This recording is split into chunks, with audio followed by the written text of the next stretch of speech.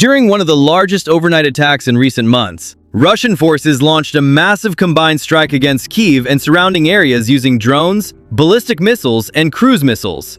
Explosions were reported across multiple districts of the Ukrainian capital as air defense systems operated continuously for hours.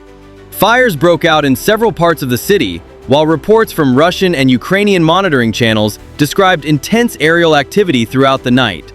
At the center of the discussion was the reported use of a system referred to as Oreshnik, a missile that Russian-linked sources claim may represent a new strategic capability. The attack reportedly began with large waves of drones entering Ukrainian airspace during the late evening hours. Shortly afterward, missile launches were detected, targeting Kyiv and nearby strategic areas. The strike appeared to follow a pattern Russia has increasingly used during the war, overwhelming Ukrainian air defenses with drones before launching more advanced missiles against key targets. This approach is designed to stretch radar coverage, consume interceptor missiles, and create openings for follow-up strikes.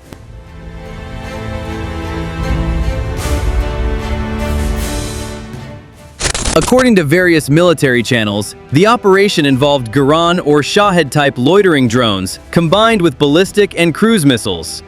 Some reports claimed around 50 missiles and hundreds of drones were involved in the overnight operation. While the exact numbers remain difficult to independently confirm, the scale of the attack clearly pointed to a coordinated large-scale strike intended to pressure Ukraine's air defense network around the capital. Multiple districts across Kyiv reported explosions or intense air defense activity, including Darnitsky, Shevchenkivsky, Solomyansky, Obolansky, Pechersky, and Desnyansky. Residents described repeated explosions continuing for hours as anti-aircraft systems attempted to intercept incoming targets. Videos circulating online showed the night sky over Kyiv illuminated by interceptor launches, secondary explosions, and fires burning in several parts of the city. One of the most discussed locations was the area near Artem, a major Ukrainian defense industry enterprise associated with missile and ammunition production. Reports indicated that fires broke out near the surrounding market area after the strikes.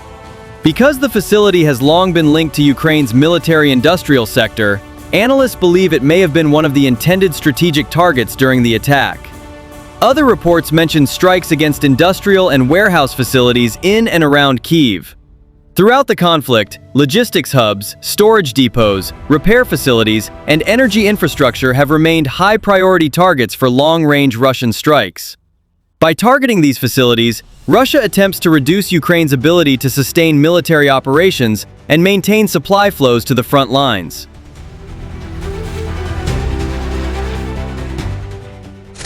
As the strike unfolded, Russian-linked military channels began discussing the possible use of Oreshnik. According to those claims, the system may have been used against targets near Bilat-Tserkva. The missile was described as carrying multiple submunitions or separating warheads capable of striking several points after entering the target area.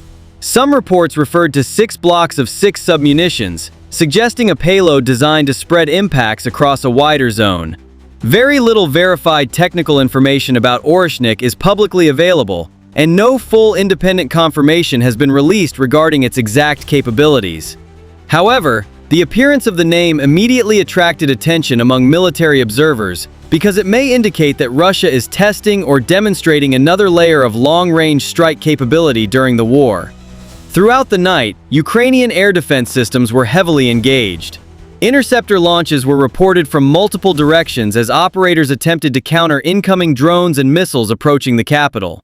Large-scale attacks of this kind place enormous pressure on air defense systems because targets often arrive simultaneously from different altitudes and directions. Even advanced systems can struggle when facing saturation-style attacks involving drones, ballistic missiles, and cruise missiles at the same time. Russian sources also highlighted reports about debris from intercepted targets and air defense missiles falling inside the city.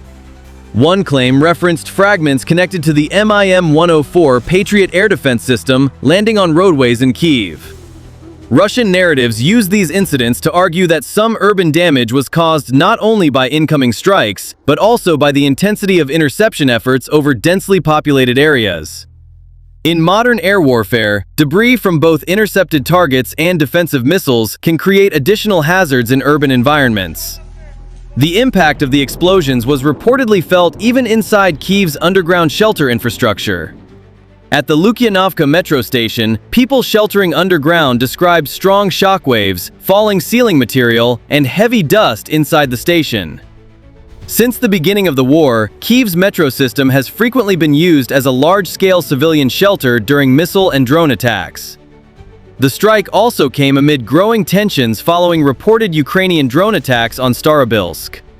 Vladimir Putin stated that the attack on Starobilsk was not accidental and claimed that 16 drones targeted the same location in 3 separate waves. According to Russian statements, the incident prompted discussions at the highest levels of government involving military, security, and regional officials.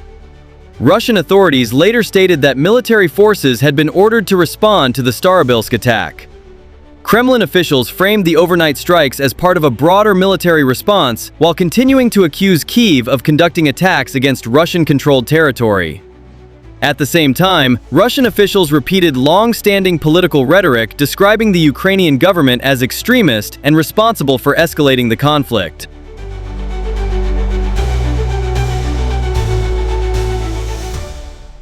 From a military perspective, the large-scale strike on Kyiv appeared to serve several objectives simultaneously. One objective was likely the continued targeting of military industrial infrastructure and logistics facilities supporting Ukrainian operations. Another was the continued pressure on Ukraine's air defense systems, forcing the use of expensive interceptor missiles against large numbers of relatively inexpensive drones and decoy targets. The attack also demonstrated how the war has increasingly evolved into a long-range strategic strike campaign extending far beyond the front lines. Major cities, industrial zones, energy facilities, and logistical infrastructure now play a central role in the conflict. Both Russia and Ukraine continue to rely heavily on drones, missiles, and long-range attacks as they attempt to weaken each other's operational capabilities away from direct battlefield contact. The overnight strike highlighted the growing complexity of modern aerial warfare in the Russia-Ukraine conflict. With reports of new missile systems, mass drone launches, and large-scale coordinated attacks, the battle over Ukrainian airspace continues to intensify.